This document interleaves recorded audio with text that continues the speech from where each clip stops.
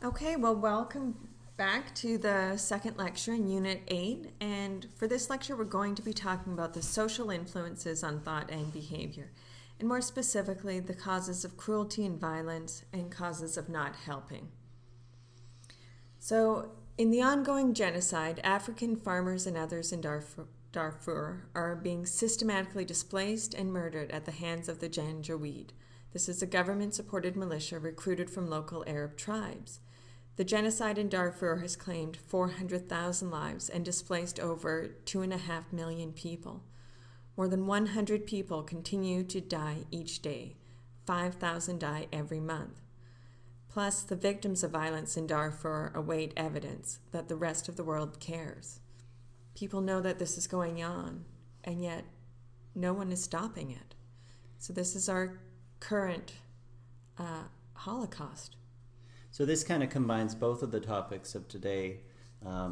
What are the social influences in causing people to be violent and abusive to other people, murderous in some cases, and also what are the social influences that discourage other people from intervening when somebody is in such a threatening situation, a life-threatening situation. And in this case, it's on the order of millions of people. You can see a video documentary on Darfur. It's link number 3 in the Unit 8 links folder. Well, as you might have gathered from the last lecture, we were talking about obedience and the fact that a person will obey even the most outrageous request from people in authority because of a natural tendency people have to obey people that are of higher status. That previous discussion was just based in the idea that a person doesn't have to be evil to engage in evil acts. That often it's normal processes of a person's mind that lead them to make quite drastic and violent actions.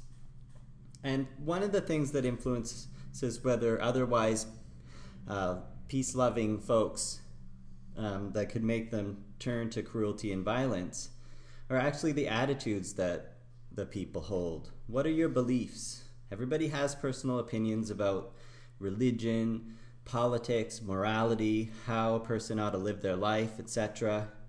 These attitudes can be individual, so they can be derived from a person's own experience and their reflection on what's right versus wrong and what's the proper way to live versus not, what to believe in versus not believe in.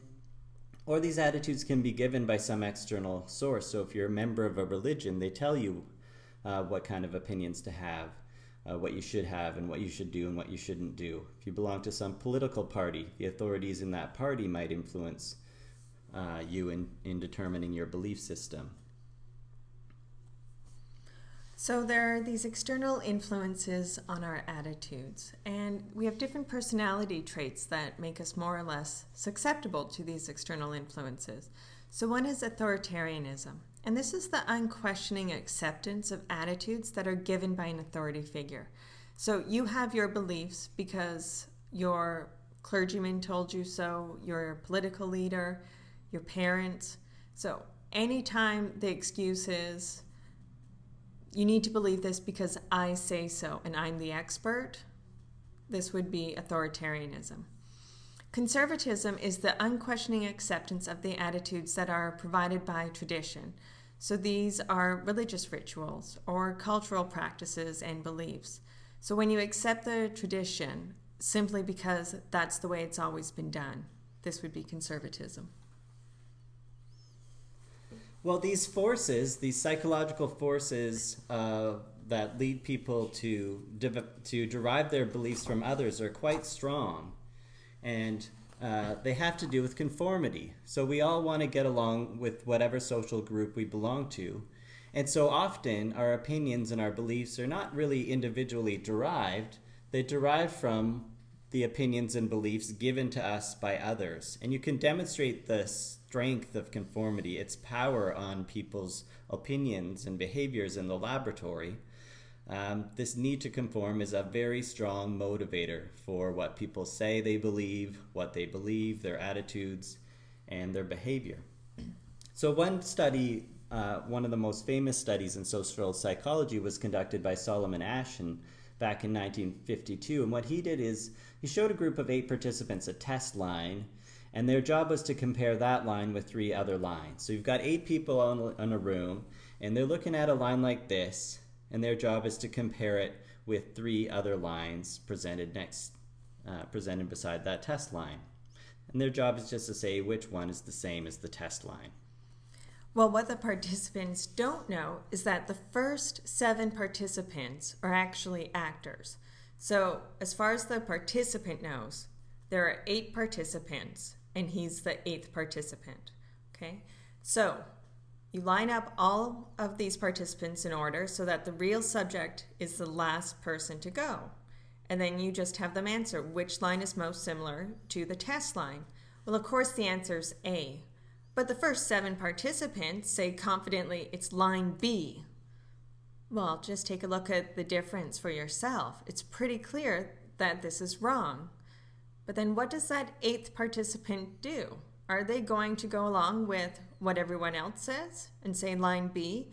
Or are they going to answer correctly and say line A? Well, the real participant in the study, that 8th person, not all of them said the obviously true thing. Not all of them said that test line was the same as A. A good 1/3 of them agreed with the other 7, what they thought were the other 7 participants.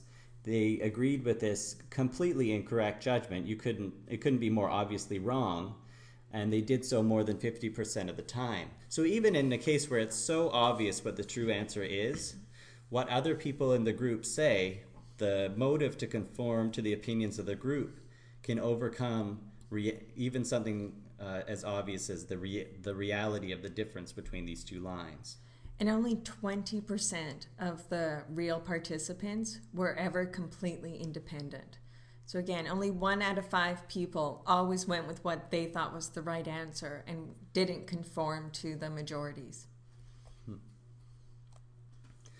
So these are trials in which subjects conformed across the participants that were in the study, and you can see that the size of the group that constituted the confederates in the experiment, the people that they were acting like they were other participants, if you had about 15 other ones all making a wrong judgment, then about 30% of the time people will go right along with the incorrect judgments of the group. And that's pretty high all the way till you get about 2 other people. Just 2 people say the wrong thing, you're more likely to overcome. That's not really much of a social group to motivate you to conform. But once the group gets to about 3, then there's this strong pressure. Even in this obvious case where they're obviously wrong, there's this strong pressure to follow their lead. So for a video description of the Asch study, you can see link number 4 in the Unit 8 links folder. Well, why are people so motivated to conform, even if they have serious doubts or objections? Well, one reason is not conforming can often carry really high risks. So maybe you get social exclusion. No one wants you to be a part of their group anymore if you're not going to go along with what everyone else does. Could be humiliation, or maybe you're punished if you don't conform. Just to show how strong this urge to conform is, even when it's something that you find horrendous. I want to tell you about a case in 1998 where a man admitted to his internet support group that he intentionally killed his 5-year-old daughter. There were 200 members in this support group. Of those 200, only 3 of these members contacted the police and reported him. And when the members of the support group found out that someone went to the police, many of them were outraged and considered the people who actually went to the police to be a rat fink. That was the term they used. So here, the majority were angry and outraged that these people who did the right thing and turned in this man for killing his child is the one who becomes socially excluded. So even if you do the right thing, if it goes against the majority, it has consequences. So part of the answer about under what circumstances will normally peace-loving, friendly, decent people, when will they do evil things? When will they engage in violence and cruelty? And part of the answer is when the group that they're a member of wants them to. Okay, but it's more than that. You get your beliefs from a variety of sources. Some you derive from yourself. Some you have given to you by an authority figure that you follow, your parents, your religious leaders, your favorite political leaders, or whatever. But here comes a choice. So we all have our own unique set of beliefs, things that we think are right and things that we think are wrong, ways that we think we should all be living our lives and treating other people. But the question is, do other people have a right to act in ways that are inconsistent with your attitudes?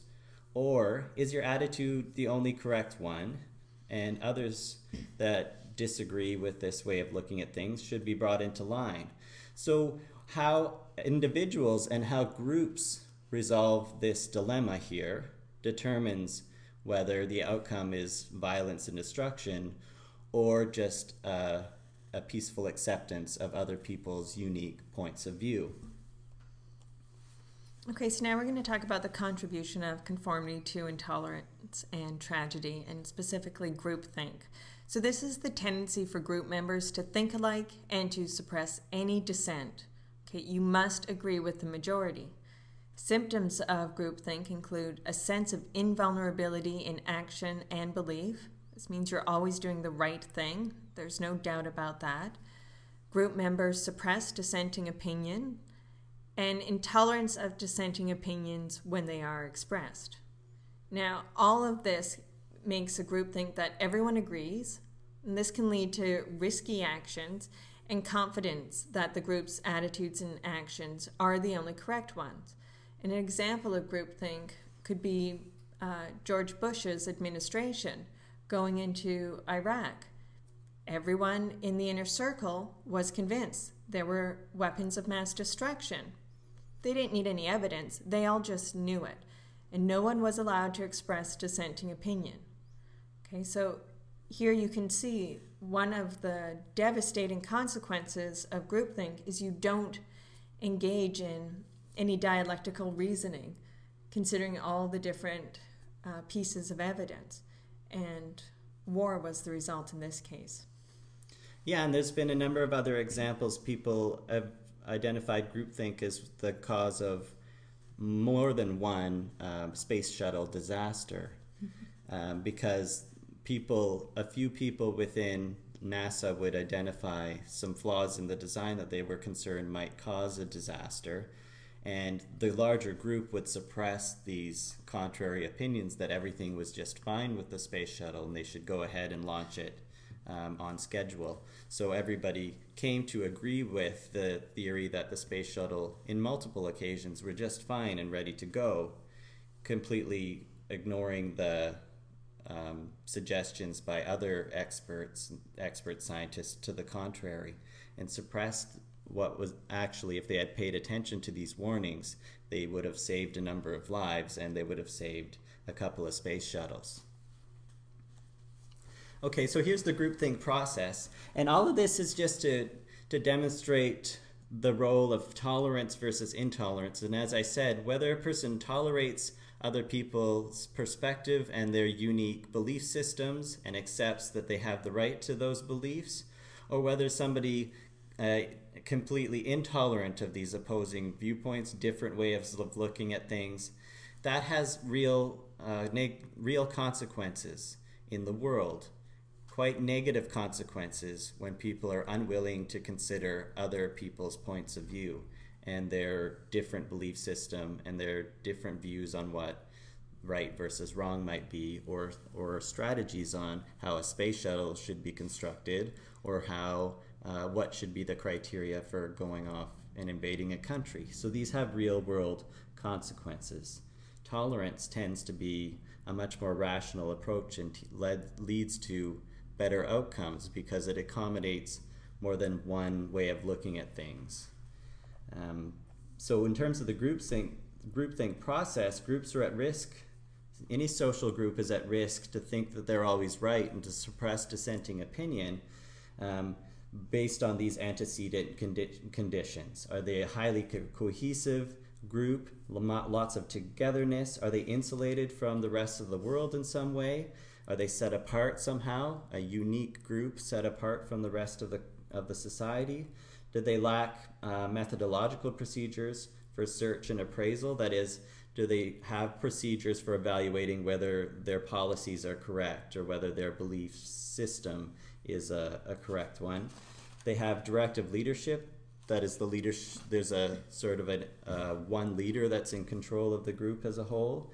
And is there a lot of stress involved in the issues that the group is dealing with not a lot of hope for finding better solutions than the ones favored by the leader or other people?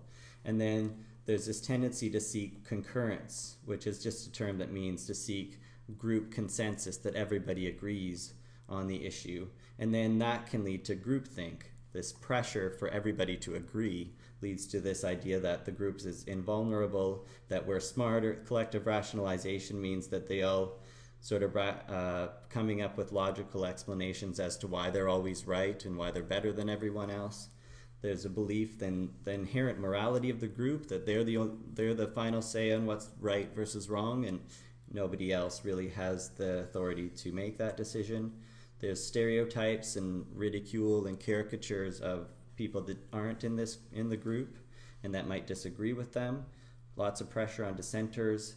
Lots of self-censorship, which means that the group is very secretive in its operations, and they creates this illusion that everybody always agrees with one another. And then there's appointed members of the group that sort of control the thought processes of other members of the group, so that everybody's constantly thinking the same things and believing the same things. And so that produces a lot of negative consequences for decision making, and increases the chance that this group is going to make decisions that will ultimately lead to disastrous outcomes. So you can read this list of horrible outcomes at your pleasure. This diagram's in the textbook. Okay, so just to illustrate the effect of what's called group polarization, that a group discussing an issue together can actually push them to a more extreme stance on an issue than if an individual were just considering the issue all on their own. So the views on an average in the group might be held by individual group members might be relatively neutral, and then as a result, and then the group average might be a little below neutral. The group average in their terms of their opinion towards this issue as a result of the discussion would push them more negative along the continuum of how extreme the opinion is about this particular issue. Or the group could be pushed from more of a neutral perspective. Once they talk, they're slightly above neutral. Once they talk as a group, that would push them out to the extreme, and now they all agree and have quite strong opinions on the issue in the positive side. Okay, so now we're going to talk about how intolerance can breed violence and cruelty. So remember when we discussed cognitive dissonance before? Well, people are tense and uncomfortable when events are inconsistent with their attitudes. We have this just world hypothesis that good things happen to good people, bad things happen to bad people, and we expect people are going to act in ways consistent with their attitudes. And when they don't, when events are inconsistent with these attitudes, it makes people feel tension, and people are motivated to reduce this tension. So when a person or a group as a whole behaves in ways that aren't consistent with your attitudes about how people should act, what's right, what you think is right versus wrong, that can lead to cognitive dissonance. So if you have a moral objection to people being homosexual, then you witness a gay pride parade, that might generate a whole lot of tension in you because you think it's wrong to be homosexual. I don't happen to think that, but Neither do I. But people do think some people do think that it's morally wrong, and so watching a gay pride parade would throw them into a conflict. A person shouldn't behave that way, and now there's people expressing pride for something that you think is a bad thing. So then that would generate a tension in you. And so people, when they experience this kind of tension, there's a motive to do something to reduce it. Okay? One way to reduce the tension is to devalue the group that's causing this cognitive dissonance. So you just think that that's an evil group now. They behave in ways that are not consistent with what you think is moral or immoral. And then the second thing that you can do is you can do something to bring them in line with your attitudes. So that would be trying to coerce them into not being as immoral, not being, I guess maybe you try to convince them to stop having their parade, or somehow gain control over them and force them to see things your way. Well, often you can see companies will try and win over new consumers by getting an endorsement by a really attractive person or a famous person. So even if it's not something you would usually agree with, if you see someone attractive and someone you respect endorsing it, you might change your beliefs or attitudes. So you can see that type of method being used. So these are ways to reduce the tension. Another way is just to adopt a different attitude about other people's behavior and allow people the freedom to live their lives the way they see fit when it doesn't involve you. Basically, mind your own business. Often, if you adopt that attitude, there is no tension when you witness someone else behaving in ways that you wouldn't behave in. It's the people that think that someone else's behavior has something to do with them that this tension rises in them. Or even groups as a whole think that other people's behavior outside of the group has something to do with them, and their tension rises because of these people behaving in ways they disagree with. So you can one of the main causes of violence and cruelty is a group or a person witnessing the behavior of someone else, engaging in behaviors that they disagree with, but that person might have every right to engage in. And that tension causing them to think that that's a bad person, that that's an evil person, to the point where often it results in what we call dehumanization, so that you no longer think of that person as human anymore. They're now just an object. And one consequence of that is it's quite easy to be violent and cruel to an object, to something that you perceive as an object that isn't human. So one of the main techniques that drives violence and cruelty is the thinking of your enemy, the human that you're being violent and assaulting and torturing. That kind of thing is sponsored by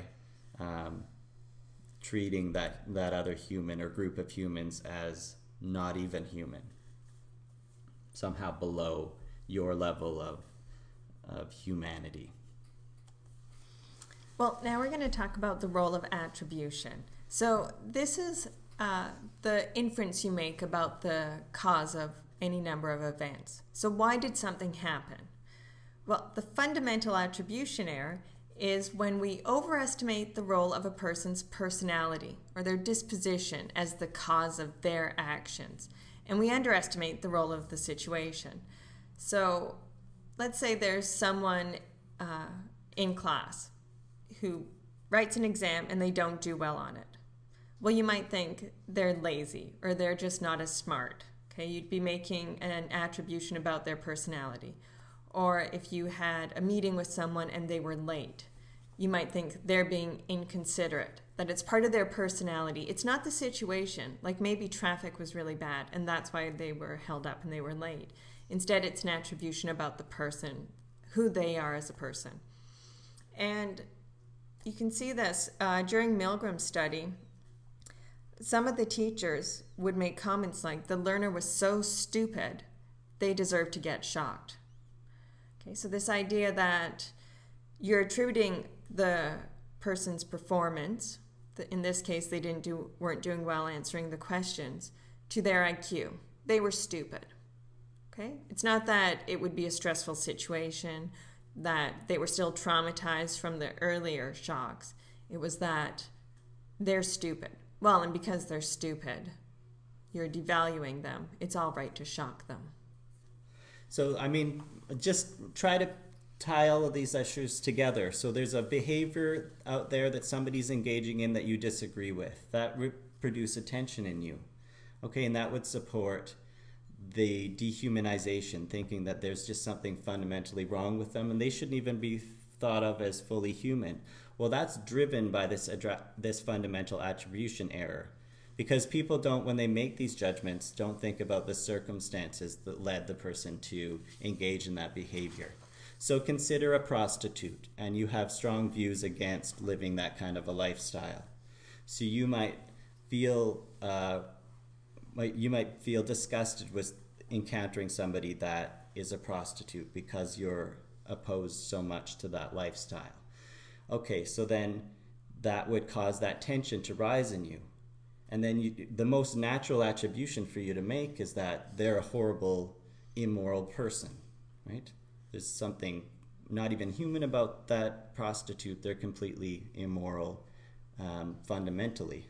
That's just the way they are, without any consideration of what sequence of life events might have led that person to a life of prostitution. And my guess is that it's less about the person and more about the life experiences that they've had that would lead them to that kind of an occupation. So interestingly, people are usually not as unkind in interpreting their own behavior, and including their own less than moral behaviors, like the lies they tell or the cheating that they might do. When a person's evaluating their own behavior, they follow a self-serving bias. So when a person does something wrong, the tendency is to explain it as caused by the situation. I lied, but it was a special situation. I cheated, but here are the special circumstances that excuse why I cheated in that instance, right? So when you do something wrong, like you yell at somebody or you're rude to somebody, you'll give yourself a break and you'll say, well, you were under a lot of stress, and that's how you'll explain your behavior to others. But when somebody else does something wrong, it's their personality. They're stupid, they're immoral, they're clumsy, or whatever. Every behavior that you witness in another person is based on something fundamental about them, but when it's you, it's the context that you were in. But when you do something right, however, that's when you want to take full credit. That's when us humans, the natural response is to think that that's reflective of our personality. We win a game, that means we're super talented, fundamentally superior to all other people. If you're really sweet to somebody, if you toss a quarter in somebody that's panhandling on the downtown core of Winnipeg, then, such a nice person, right? Never mind that you just happen to have some change jangling in your pocket today and you didn't have any particular need for that quarter. No, it's because you're the sweetest, most generous person around. Okay, we're going to talk about the causes of not helping now. And a really important one is diffusion of responsibility. People are actually less likely to help someone else in need the more people that are available to help. It's as though they think, I don't need to do it, that other person is going to do it. Okay, so this diffusion of responsibility leads to things like bystander apathy. So this is not helping a crime or accident victim because you think someone else is going to do it. And in one horrible case in England, 4 teenage boys stabbed a 10-year-old boy on the street. As many as 10 different bystanders witnessed the incident. None of them stepped in to help, and the 10-year-old boy crawled into an alley and bled to death. Not a single individual helped. And this was a child. 10 people watching. You would think one of them could step in and help.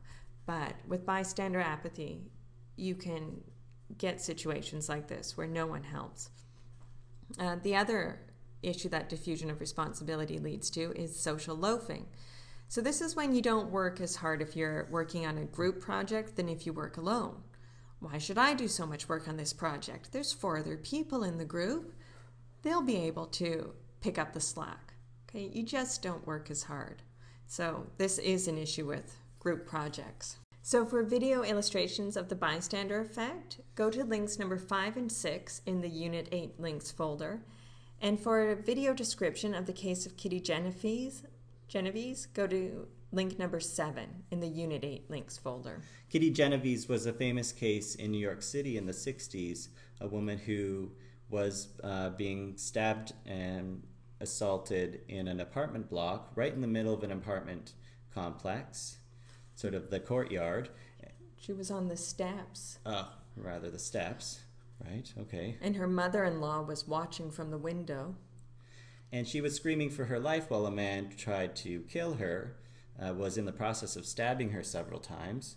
He eventually got scared after a couple of stabbings and ran away, but then he got scared that somebody was going to call the police, but then realized nobody was going to, and so he came back and finished her off.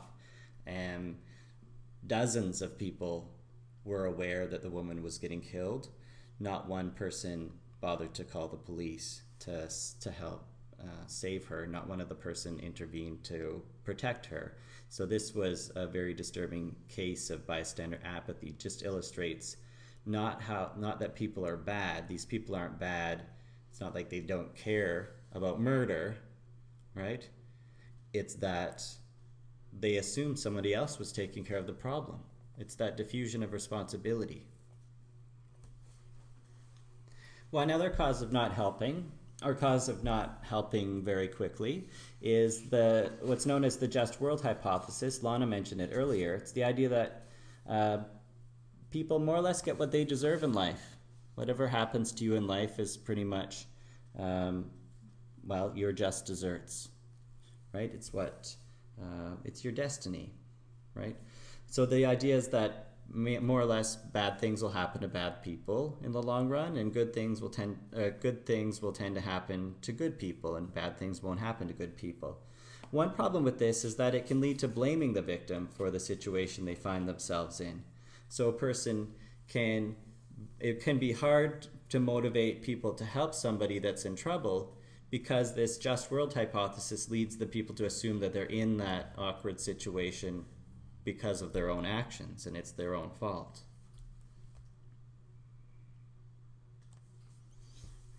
Okay, so all of this kind of, that discussion of intolerance that we mentioned earlier, and how normally sweet people can be driven to violence and cruelty under the right social circumstances because of things like groupthink and being forced to think the way everybody else in the group does, and to treat everybody else that disagrees as an enemy, can be caused by that cognitive dissonance when somebody acts in ways that are inconsistent with your beliefs.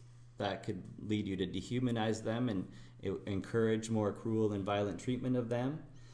So some of this is related to one major cause of violence and cruelty the world over, which is prejudice and discrimination. People having prejudices and discriminating against members of other social groups. And then I'll end off talking about the kinds of factors that determine whether a person will actually incur some risk to themselves to help other people and to disobey these strong forces of authority that control people's behavior. That control most other people's behavior, except for these brave souls. Okay, well, one of the first cause is ethnocentrism, and this is the belief that one's culture or their ethnic group is superior to all others. Well, this belief creates circumstance that favors discriminating against other cultures or ethnic groups. Okay, so it makes people feel attached to their own group, and this makes them more likely to work harder for their own group. So for the group, it works, and most often this is just caused by normal motives and psychological processes. It's not that people who are ethnocentric are stupid or evil or have a psychological disturbance. Yes, it seems to be a natural outcome of being human, that we all organize ourselves into groups, and then we feel like we're better than everybody else. Remember groupthink. That's just ethnocentrism at a much smaller scale. Mm-hmm. Well, people, as I mentioned, are once you become gathered as a member of a group, that there's a risk of this kind of groupthink, and then at the national level, there's a risk of this ethnocentrism, or at the ethnic, racial level. And people are members of several groups in their lives, multiple groups that simultaneously everybody's a member of. You might be a student, so you're a member of that group. You have a racial group, a religion, or a lack of religion. You have a membership in some financial group based on your socioeconomic status. So having a social identity as a member of a group does, as we mentioned before, have an influence on a person's thoughts and behaviors. Traditions and influence. You have traditions within your group about rituals that you engage in throughout the year, kind of belief system that you have, things that are expected of you, what's right versus what's wrong. So your social group has a big influence on how you think and what you do. Well, there's a positive effect of being part of a group, and this is in-group solidarity. So you get a sense of belonging from your group membership, and this is an important need for humans. We need that social contact. So it can provide people with purpose, and it can help people make sense of a very complex world. But it does have a negative effect, and it's in this, and ethnocentrism is an example of it, and groupthink is an example of it. It's us versus them thinking. Once you've gathered yourself into a group and conceive of yourself as a member of some group, then there's people that aren't members of that group. And well, what do you think of them? And often the way you think about members of that other group is not very complimentary. So this is called us versus them thinking. That group membership itself places people in direct opposition to members of other groups, and it leads to we're right, good and better, and they're wrong, bad, and inferior mentality. And it doesn't take much to get us versus them thinking. So Henry Tajfel, back in 1971, he went into a classroom and he showed British schoolboys slides that had a different number of dots on them. And then they had to guess how many there were. Now, the boys were deceived, and they were told that they were either overestimators or underestimators. Then later on, the boys had to get up in front of the class, and they had to tell everyone what they were, what their label was. Were they overestimators? Were they underestimators? Well, members of the same group would cheer for them. Members of the other group would boo for them. And this was just based on whether or not they thought they were over or underestimating dots. Not something they had ever considered before. They did it once, and now it leads to cheering versus booing. Right. Think of the sorting hat in Harry Potter. It makes mortal enemies of just based on its whim of assigning you to Gryffindor or Hufflepuff or Ravenclaw. No one wants to go to Slytherin. Slytherin. I won't even mention Slytherin. Okay, so another example of this, Sharif, he did this robber's cave study. What he did was assign boys randomly to two different groups and labeled them arbitrarily. You're the Eagles, this group, you're the Rattlers. And then he pitted them against one another in competitions. And wow, this was a big disaster as far as us versus them thinking.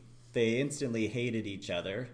That is, members of each group hated members of the other group. And they started to raid each other's cabins and fight all the time, insults and curse at each other. And there really weren't any friendships across those two groups. So think about that.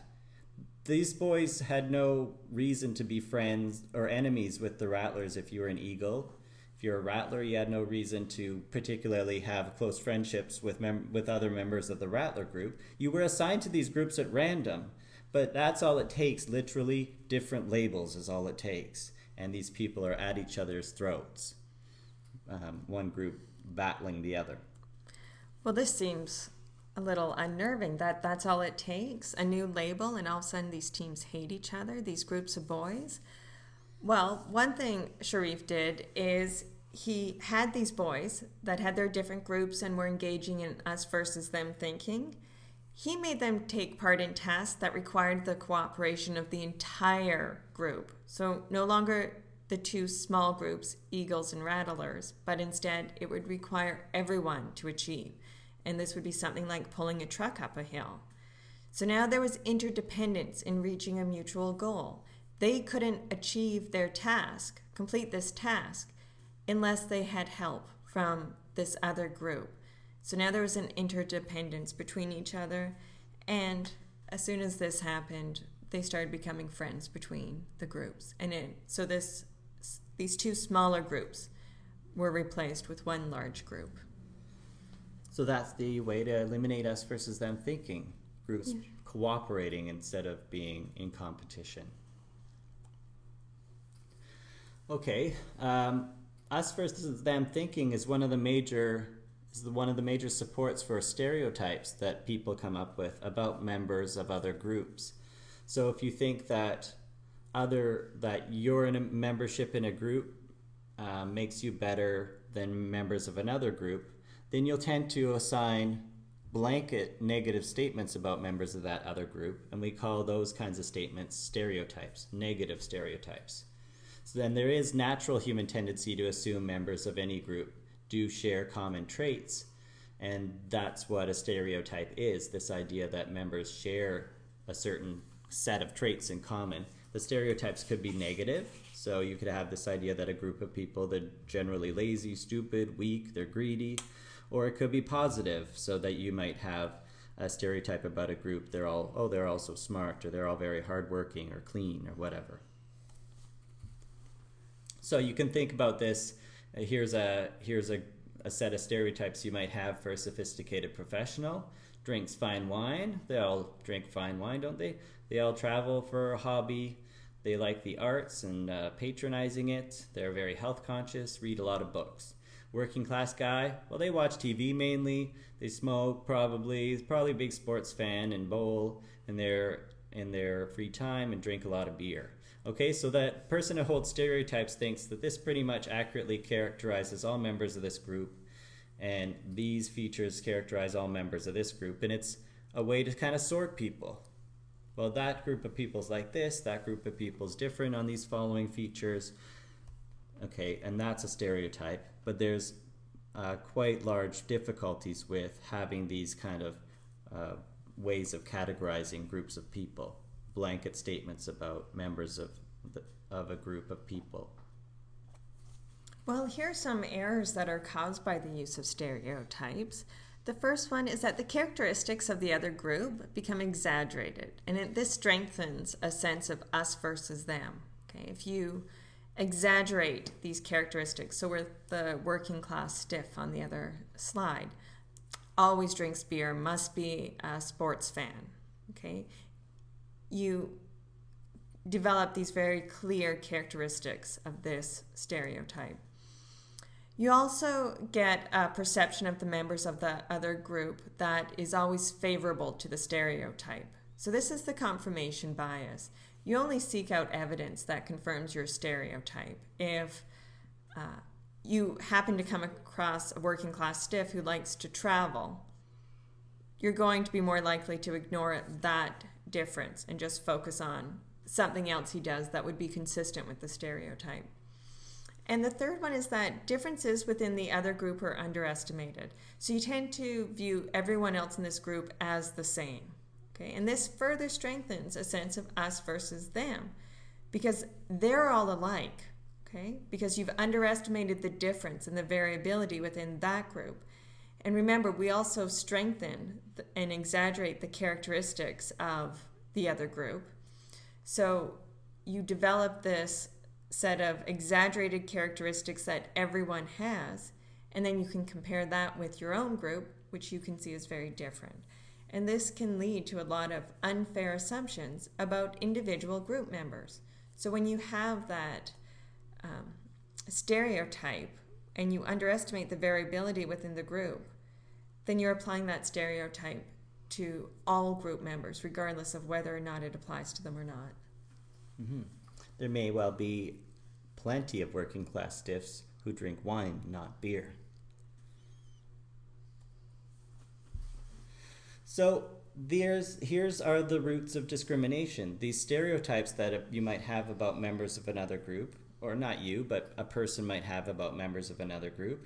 these stereotypes support treating members of that group worse than members of your own group. Because let's say you had this idea that members of a group are all lazy, and ignoring the fact that there's hardworking and lazy people with an variety of lazy and hardworking people across all social groups. But you have this idea that that other group is full of just lazy people, then you can justify discriminatory treatment against members of that group. So when you combine the us versus them thinking with the negative stereotypes, you get prejudice, which is a strong dislike and hatred of members of another group, and discrimination is just penalizing members of that other group because you think they're just something inferior about them. So this is based on negative stereotypes, and negative stereotypes are very resistant to change. The people that hold them, it's very difficult to change their mind, even when they're presented with the clearest evidence to the contrary. So once prejudice once a person develops a prejudice, it can persist even against all opposing evidence. Okay, well, here's a chart showing that prejudice can be present, and yet there can be no discriminatory action, or discrimination could be present and there could be no prejudice present. Okay, so we have this 2x2 chart. So think of discrimination as whether or not you're engaging in a behavior that discriminates against someone, and prejudice are those beliefs you have about the group. So a case where there would be no prejudice and no discrimination is when there's just no relevant behaviors. Okay, where there's prejudice but no discrimination would be if a restaurant owner was homophobic, and yet he would treat them fairly because he needs their business. So he may have these stereotype beliefs, these prejudices against gay people, but he wouldn't act on them and he wouldn't discriminate on them. Okay? You can also have prejudice absent, and yet there is discrimination. So here you can see an executive who has positive attitudes towards black people doesn't hire them because he would then get in trouble with his boss. So while he may not have a prejudice against black people, he does discriminate against them for other reasons. And just to finish it off, when it's the worst case scenario, you are prejudiced and you discriminate, it would be a professor who is hostile towards women and would then grade his female students unfairly. So again, it's the combination of both the attitude and the discriminatory behavior. So you can consider, I just present this from the textbook just to identify the fact that these negative attitudes that you might have towards members of another group, a person might have towards the members of another group, they come in different components. So you can have a cognitive component which has to do with your negative thoughts toward members of that group. So I believe women should be wives, not workers, would be a thought, opinion that you have that's cognitive, that's a consequence of this negative stereotype attitude. And there's an affective component having to do with the feelings about it. So a person might get angry whenever they see a woman doing a man's job, so-called man's job. So that would make the person angry. So that's an emotional component to the prejudice. And then there's also, of course, a behavioral component where the person would refuse to hire anybody as a woman that was a woman as a manager. So that's an action that's influenced by the prejudice. Okay, well, here are some normal causes of prejudice, because even though we may not like it, it is a normal human response. So one is prejudice will occur because it's a response to insecurity. Okay, so if you're feeling bad about yourself, about your group, then you'll denigrate others to make yourself feel better. So think back to an earlier lecture when we mentioned how sexual assaults increase on university campuses during exam times. So there are some men, when they feel low self-esteem, they might be insecure about how they're going to do on their exams. The response to that is to denigrate others or rape other members of a group that they don't belong to, so they can attack women, and that makes them feel better about themselves.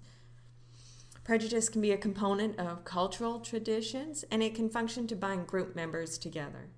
So that's the way everyone in your culture does it. Okay, everyone has these prejudicial beliefs, and everyone accepts them. So this could be woman's place is in the home. A woman should be at home caring for the children. Her place isn't out in the workplace. In some cultures, this would be accepted, and it binds the members of the group together. Some countries have a history of hatred for members of one other particular race as well, and that's the kind of similar idea as well. You might, if you were Greek, and you might be raised as part of the town that you lived in, part of your membership in that group might be hatred for the Turkish people across the way. So. Well, and prejudice can also arise from economic competitions between groups, and then it can be used to justify economic discrimination.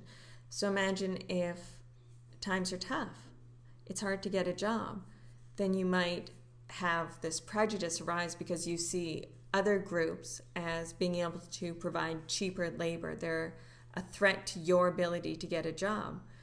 I mean, women have faced discrimination entering the workplace, especially when jobs are tough, because the man needs the job to support the family. So women were stealing jobs from men, and that is how it was described sometimes, that the jobs belonged to men and women were stealing them away. And the fourth one here is that in the extreme, prejudice can arise from war and act to maintain conflict and escalate violent action toward the enemy group. And again, this goes back to cognitive dissonance. Right. So think about one of the consequences of war is that you're fighting another group, and they might actually cause some death and destruction to you. And that's hard to forgive. And so that can then feed upon itself. The violent acts can feed upon itself. And any place in the world where there's groups that have been fighting for decades, you've got the situation where it's hard to convince people to stop fighting because they have legitimate reasons for hating members of the other group.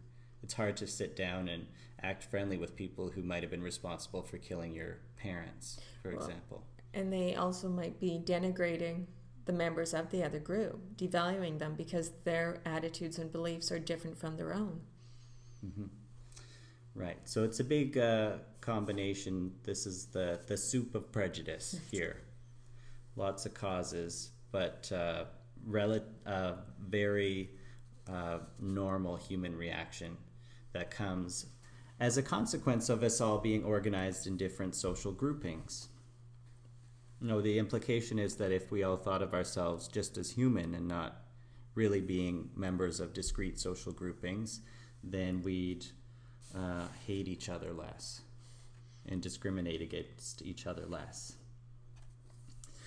Well, we distinguish recent years between explicit versus implicit prejudice. The reported prejudice in North America against them groups, minority groups, has declined sharply over recent decades. However, there's still discrimination, and it remains pervasive in hiring practices and salaries. So you wonder what's going on. Prejudice, people don't express discriminatory views, prejudicial views against members of other groups very often anymore. Even in surveys, in self-report surveys that try to measure a person's level of prejudice against minority groups in North America, the level of prejudice is going down based on the results of these surveys. So what's going on here? Are these people lying about their beliefs? Or are they just not consciously aware of their prejudices? And some psychologists have suggested that a person may not be at all aware that they're prejudiced against members of other groups, but they might hold these prejudices unconsciously, and that might influence their behavior, like decisions about hiring. There's this famous example of an orchestra in the United States that had an equal hiring policy. So they were as willing to hire women as they were to hire men. Interestingly enough, they kept right on hiring men, and their orchestra was entirely dominated by men. Even though both the men and women that applied for these positions in the orchestra had the same opportunity to play in front of the hiring committee, and nonetheless, men kept right on getting hired. Things changed, however, when people performed their auditions behind a curtain. All of a sudden then, women were the most qualified candidates in the minds of the hiring committees because they listened to them being blinded to their gender. It was their perception of the playing ability of the women, not the reality of the playing ability, that was causing them to only hire males to fill their orchestra positions. So here's a case where they were convinced that they were not prejudiced at all, that they objectively evaluated the male and female performers, but unconsciously their prejudices were actually influencing who they preferred in terms of the auditions. Well, you can measure implicit prejudice in a number of ways, and this is really one way is to test for indirect kinds of racisms or sexism or any other kind of prejudice. So this is called symbolic racism, where the person doesn't express any hatred towards members of the other group, but they have views that are effectively discriminatory. So if a researcher is clever, they can get at a person's attitudes that demonstrate them to be prejudiced, even though they express no negative attitudes toward the other groups. So these are beliefs that are discriminatory, but not necessarily hateful. So that a person might say something like, yes, women are equal to men, but their rightful place is in the home, nurturing the development of children. In fact, well, that's what women are best suited for. They're so much better suited for it than men. So that is a statement that sounds complimentary to women, but in effect keeps them out of the workplace. Clever, still racist, or still in that case sexism. Well, you can see why it's important to measure someone's behavior and not just the attitudes, because people will deny they have discriminatory attitudes, and they might not just be denying it knowing they have these attitudes, but they could also be unaware that they have these attitudes. So people who deny their racial attitudes may still behave in prejudicial ways towards members of another group. And you can measure this by measuring the physical distance between members of the same group versus between groups. You can measure signs of tension when they're around members of other groups. And you can also record their facial expressions. And all of these different behavioral measures have demonstrated the ways that people do act in a discriminatory way towards members of another group. The other thing is that these prejudicial behaviors in normal everyday circumstances might not be expressed in behaviors. Okay, so even if they have discriminatory attitudes, they might not express them unless they're in a stressful situation. And then once it becomes a tense, stressful situation, these attitudes may emerge. You can also test for implicit prejudice with measuring unconscious negative associations between groups of people and concepts that are negative.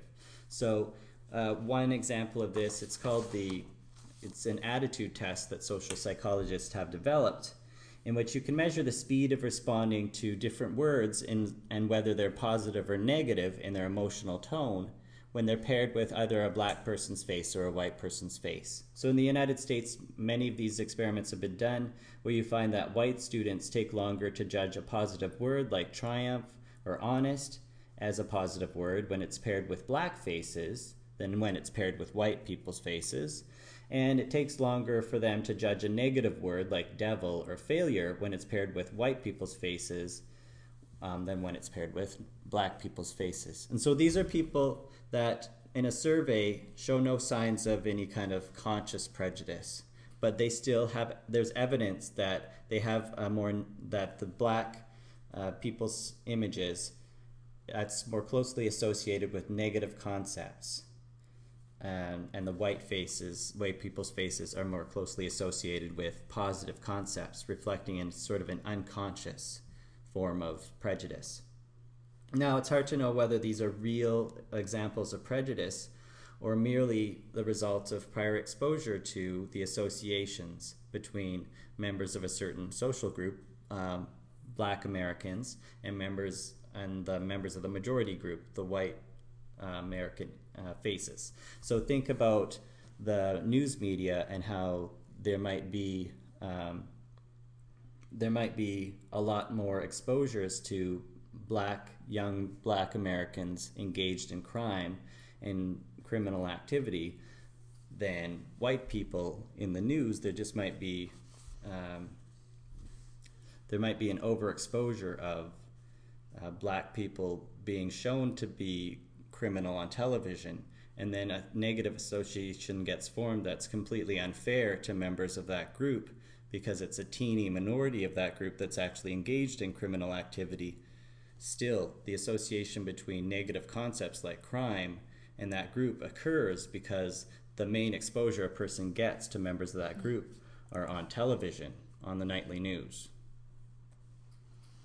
Well, on a positive note, you can reduce group conflict and prejudice, and these are 4 different ways you can do that. The first is to provide group members with equal rights and access to power. Sharing power encourages cooperation. Think about the sheriff experiment we discussed earlier. When there was interdependence between the groups, they needed each other, then us versus them thinking went away. So if you have to rely on someone else in order to get something done in society or in your culture, then you're going to be more likely to work with them and you're less likely to be prejudiced. You should also have the social institutions endorse the equality between the groups. So imagine, the government needs to come out and say, yes, everyone is equal. And be willing to defend that's right. the equality of its citizens. Countries that vigorously defend people's equal rights, men, women, regardless of their ethnic background, regardless of their religious beliefs, regardless of their sexual orientation, countries like that have much lower levels of prejudice than countries that allow inequalities to persist among different members of different social groups. It's one of those cases where it makes you proud to be a Canadian. Mm-hmm. And you should also promote contact between the groups. The idea that keeping the groups apart is best for everyone is wrong. Segregation encourages us versus them thinking. Instead, if you have the groups mixed together, it promotes integration. And this opposes us versus them thinking. In part, it makes people aware of just how diverse within groups people are. That it's not the case that everybody in any group are all the same on any dimension.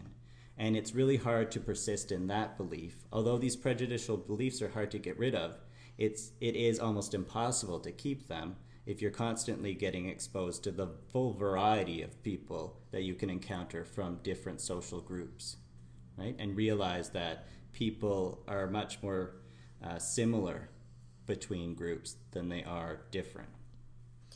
And the 4th one is cooperation.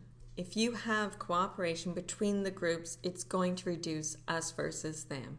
It's going to make it so that, again, everyone needs to rely on everybody else in order to get something done. Okay, so you have this mutual support and reliance on each other. So think back to the robber's cave again. This was the sheriff experiment, when all the boys had to pull up that truck together to the top of the hill. That cooperation is what brought everyone together. And even though they had their prejudicial beliefs beforehand, they stopped after that. Well, we've talked about a lot of negative topics. We've tried to argue that in many cases, perhaps most of the cases, violence and cruelty that you witness the world over is based in normal human processes, normal psychological processes that humans experience. And it's not the acts of madmen and people that are just born evil. It's us. Whenever you see violent actions being carried out in other parts of the world, the only sensible thing to think is, that's us. That's what we do in certain situations.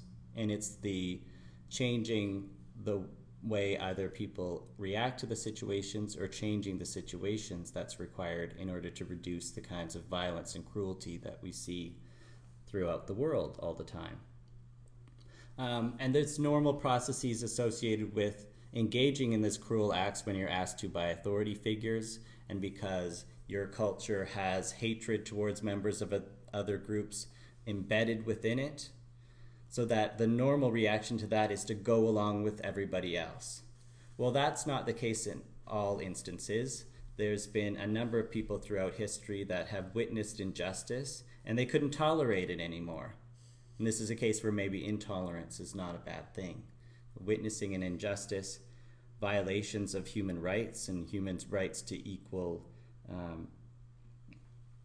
equality, people just can't tolerate it anymore, and they refuse to obey what the larger culture is saying is right or wrong and how things should be done. So what is it that encourages people to devote their lives to oppose injustices, even against all the weight of the culture that they find themselves in, and not particularly for their own benefit, but to help others, whether it's the members of their own group, Martin Luther King, fighting for the civil rights of his fellow Black Americans, or whether it's somebody that's opposing injustice independently on behalf of some other group that they don't even belong to.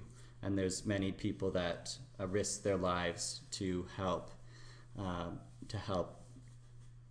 Jewish people in Germany that were being hunted by the Nazis.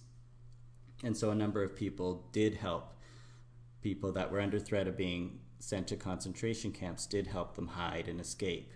And so what is it about those people? What are the kind of circumstances that encourage that kind of selfless behavior, that kind of heroism?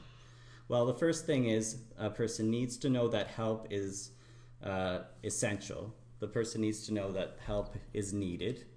And the person needs to perceive themselves as somehow responsible for the events. So it's people with really big consciences that witness an injustice in the world, and they perceive themselves as it having something to do with them.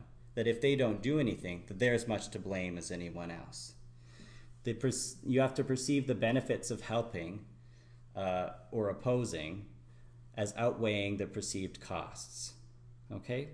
So this is why a number of heroes do arise among groups that are poorly treated, because there's members of the groups realize they have really nothing else to lose, and they might as well fight and sometimes risk their own lives to fight on behalf of their group, even when the larger culture is oppressing them. People having an ally is something that's important.